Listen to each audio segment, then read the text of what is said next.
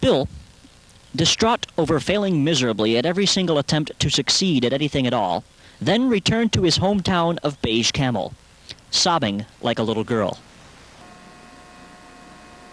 We asked Bill's parents how they felt upon his return home. Well, I did vomit into a large fish tank for several hours, but then I started up the chainsaw and finished making supper. I punched him in the mouth, and then I force-fed him a Brillo pad. Next morning he left. Kids, call that gratitude. Bill then attended Nuclear Briefcase University, where he took classes in yak tossing and majored in sour cream. It was while attending college that Bill met his first and only girlfriend, Phyllis Kumquat. 8 gallons of... Bill's favorite thing to do with me on a date was to ask other women to marry him. Oh, sometimes we'd go back to my place and we'd watch TV through the neighbors' windows with binoculars. Would you call Bill the romantic type? Oh, no. I just prefer to call him Bill. There was this one time when he surprised me at work by phoning in a bomb threat. Oh, everyone at the linoleum factory was so very impressed. Well, see, the last time I spoke with Bill, it must have been, 9 hours ago.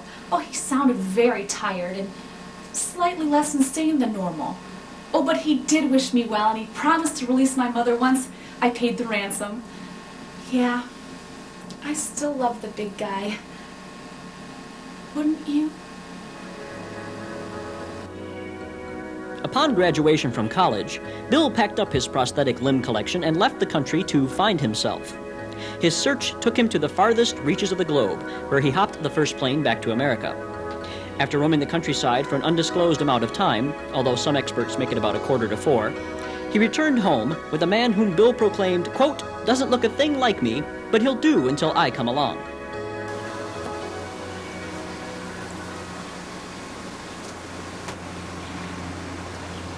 Bill's adventures did not go unnoticed. All right, so maybe they did, but what do you care? The point is this. A person like Bill only comes around about 48 times in a lifetime, and when he does, someone takes notice. People like ourselves who, if nothing else, see a little bit of Bill in our own reflections. I mean, who among us can say we'll never run into a character such as Bill, be it in a post office, a cafe, or, yes, even in a court of law? I know I can't, and I challenge you to do the same. Or not. I don't care. The point is this. Bill freaks me the hell out, and rightfully so. We once again went back to his parents for some final thoughts on the subject.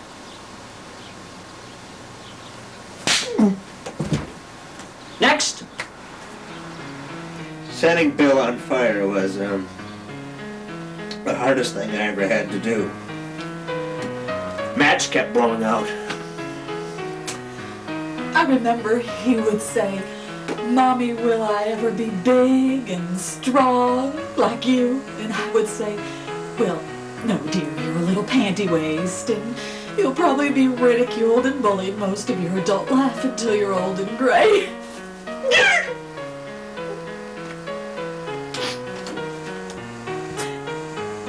And I was right.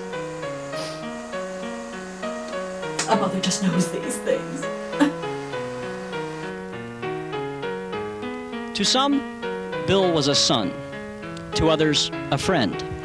But still to most, a foul embodiment of all things evil and putrid. I would like to thank everyone who took time out of their busy schedules to speak with us today, but I'm not going to. Thank you, and feel free to drive carefully. Good evening.